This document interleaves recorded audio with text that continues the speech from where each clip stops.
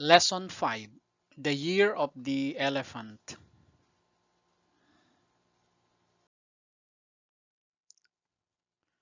Bismillahir Rahmanir Rahim. Allahumma akhrijna min zulumatil wahm wa akrimna binuril fahm. Allahumma aftah alayna abwaba rahmatik wanshur alayna khazaina ulumik birahmatika ya arhamar rahimin walhamdulillahi rabbil alamin. Welcome to Lesson 5, The Year of the Elephant of Module 1, Pre-Prophetic Period of AIS 2135, Life History of Prophet Muhammad. In the previous lesson about Abdul-Muttalib, we have learned that in spite of the enmity of his own uncles, Abdul-Muttalib's personal virtues and qualities of leadership earned him in later days the title of Sayyidul Batha, or the Chief of Makkah. And among other things, he was known for the recovery of the Zamzam well, which was traceable from his forefather Prophet Ismail alayhi salam and his mother Hajar. The above mentioned episode happened in his youth.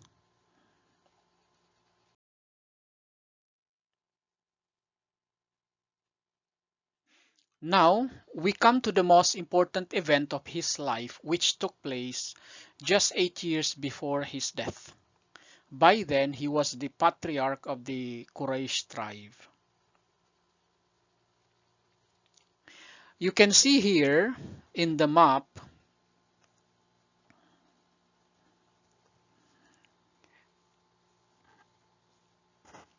part of the Arabian Peninsula. This is actually Yemen, this one, and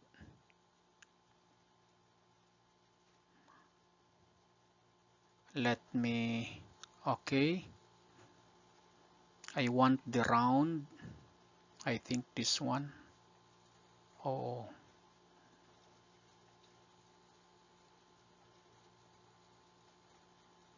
I want this one. Okay, so here we have, this is Ethiopia, and there was a kingdom here, a Christian kingdom, and this kingdom of Aksum actually extended up to Yemen. So this is the Red Sea, and then this is the Arab Gulf. So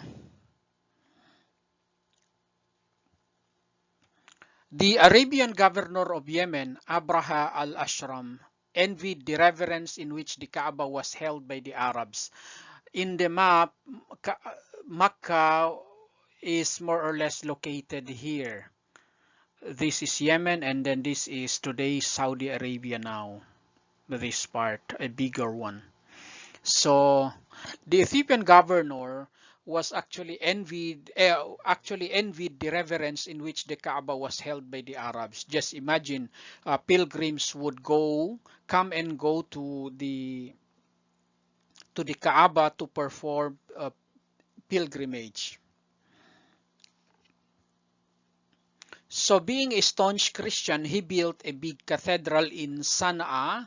Here is Sana'a, the capital of Yemen, and ordered the Arabs to go there for pilgrimage instead.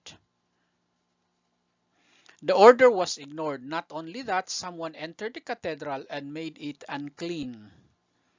So in some historical documents, instead of a person, it was a dog that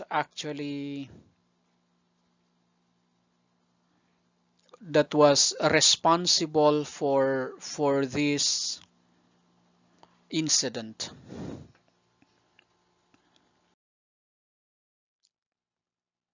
So the anger of Abraha knew no bounds. In his fury, he decided to avenge it by demolishing and desecrating the Kaaba itself. So he advanced with a large army towards Mecca. There were many elephants in his army. He himself rode a huge elephant. It was an animal which the Arabs had not seen before. Thus, the year came to be known as al-fīl, or the year of the elephant, and it started an era for reckoning the years in Arabia.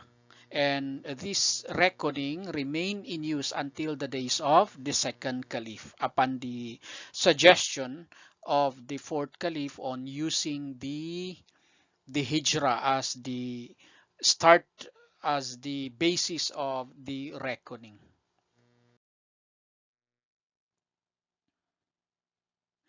So when news of the advance of Abraha's army came, the Arabian tribes of Quraysh, Kinana, Khuza'a, and Hudayl joined together to defend the Kaaba. Abraha sent a small contingent towards Mecca to capture the camels and young people. The contingent captured many animals, including 200 of Abdul-Muttalib's. Meanwhile, a man from the tribe of Himyar, so from the tribe of Himyar, it means to say this person was a Yemeni, was sent by Abraha to Quraysh to advise them that Abraha had not come to fight them. His only aim was to demolish the Kaaba. But if the Quraysh resisted, they would be crushed. Then followed a frightening description of his huge army, which admittedly was much larger and better equipped than all the tribes put together.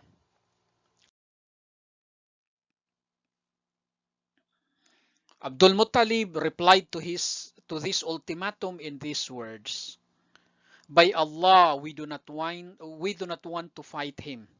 So far as this house," meaning the Kaaba, "is concerned, it is the house of Allah. If Allah wants to save his house, he will save it. And if he leaves it unprotected, no one can save it." Then Abdul-Muttalib with Amr ibn Lu'aba and some other prominent leaders went to see Abraha.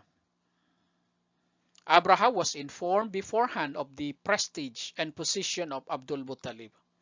Also, the personality of Abdul-Muttalib was very impressive and awe-inspiring as they met each other.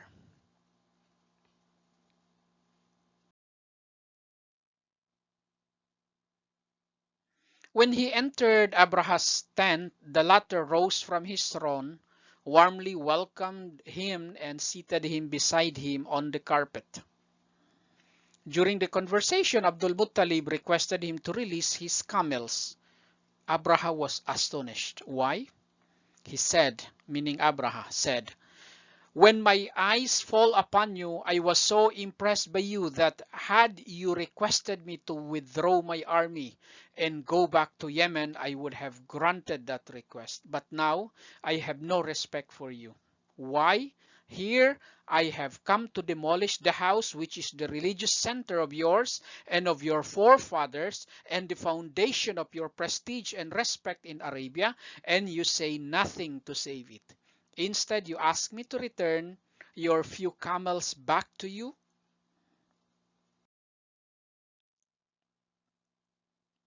Abdul-Muttalib said, "I am the owner of the camels, therefore I try to save them, and this house has its own owner who will surely protect it." Abraha was stunned by this reply. He ordered the camels to be released, and the deputation of Quraysh returned. On the second day, Abraha issued orders to his army to enter Mecca.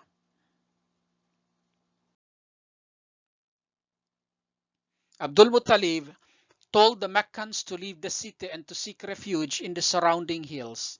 But he, together with some leading members of the Quraysh, remained within the precincts of the Kaaba. Abraha sent someone to warn them to vacate the building.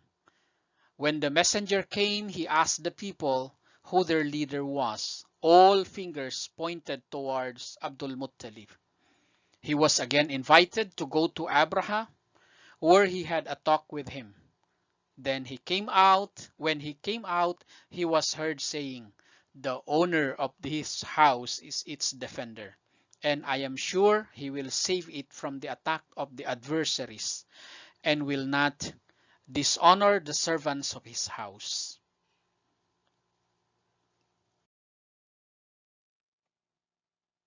Abdul-Muttalib then took hold of the door of the Kaaba and, crying to Allah, prayed in the following words of poetry: "O Allah, surely a man defends his own home. Therefore, thou should protect thy own house. Their cross and their wrath can never overcome thy wrath. O Allah, help thy own people against the fellows of the cross and its worshippers."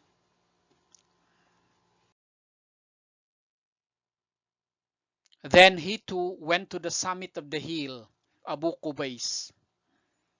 Abraha advanced with his army. Seeing the walls of the Kaaba, he ordered its demolition. No sooner had the army reached near the Kaaba than an army of Allah appeared from the western side.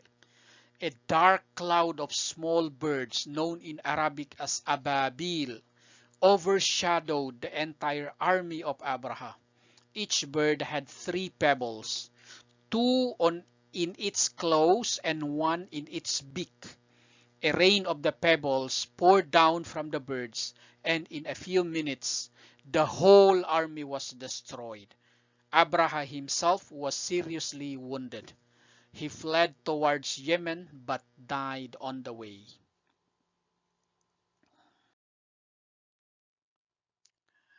It is to this important event that Allah subhanahu wa ta'ala refers in chapter 105 of the Quran. Bismillahir Rahmanir Rahim. Alam tara kayfa fa'ala rabbuka bi ashabil fil. Alam yaj'al kaydahum fi tadlil. Wa arsala alayhim tayran ababil. Tarmihim bihijaratin min sijil. Faja'alahum ka'asfin ma'kul. Have you not seen how your Lord dealt with the companions of the elephant? Did he not make their treacherous plan go astray?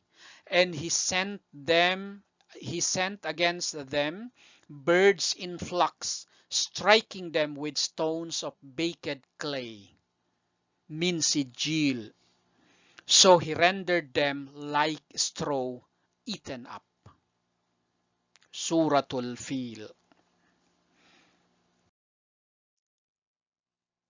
Some historians have tried to minimize the impact of the divine intervention by suggesting that the army perished because of an epidemic of smallpox. But such an explanation creates more puzzles than it solves. For example, how was it that the whole army was seized by that epidemic just when it was advancing on the Kaaba? How was it that not a single soldier survived that epidemic? Why was it not no Meccan caught that contagious epidemic? Moreover, if there was no epidemic in Makkah before or after that sudden burst of the plague, where did the epidemic come from?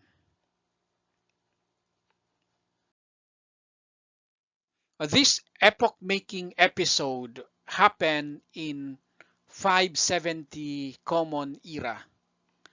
It was in the same year that the Holy Prophet of Islam was born to Abdullah and Amina.